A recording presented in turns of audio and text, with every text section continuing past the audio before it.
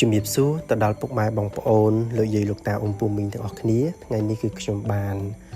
អញ្ជើញមកសួនផ្កាដើម្បីរៀបចំនៅផ្កាចំនួន10000ថោជាមួយនឹងក្រុមគ្រួសារក៏ដូចជាញាតិមិត្តទាំងអស់គ្នាដើម្បីប្រគេនចំពោះព្រះសង្ឃ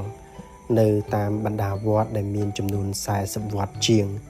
ហើយនៅក្នុងឆ្នាំនេះដែរគឺយើងរៀបចំជាមួយនឹងផ្កាច្រើនមែនតែនសម្រាប់នៅក្នុងការបូជាចំពោះគុណនៃបរតនត្រ័យគឺក្នុងកម្មវិធីបុណ្យវិសាខបូជាដោយបុណ្យវិសាខបូជាគឺប្រពឡើងដោយហេតុ3យ៉ាងទី1គឺព្រះសម្មាសម្ពុទ្ធព្រះអង្គប្រសូតទី2ហេតុដែលព្រះសម្មាសម្ពុទ្ធព្រះអង្គទ្រង់ត្រាស់ដឹងទី3ហេតុដែលព្រះសម្មាសម្ពុទ្ធទ្រង់ដាក់បរិនិព្វាន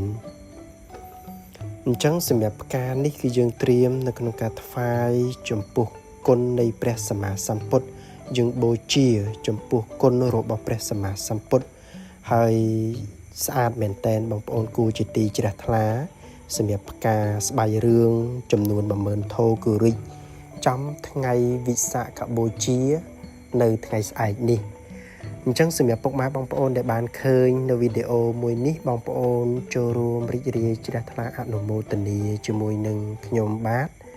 ព្រមទាំងញាតិមិត្តទាំងអស់គ្នាដោយការបានមករៀបចំនៅក្នុងសួន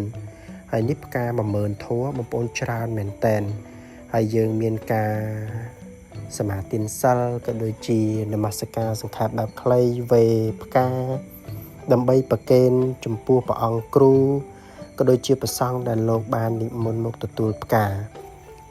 ហើយនេះគឺជាសកម្មភាពដែលបងប្អូនយើងកំពុងតែនាំគ្នាជួយរៀបចំផ្កាដើម្បីដាក់នៅលើឡានប្រគេនចំពោះព្រះសង្ឃហើយសូមបងប្អូនដែលបានឃើញនៅវីដេអូមួយនេះជ្រះថ្លាអនុមោទនាទទួលនូវមគ្គផលកុសលផលបុណ្យ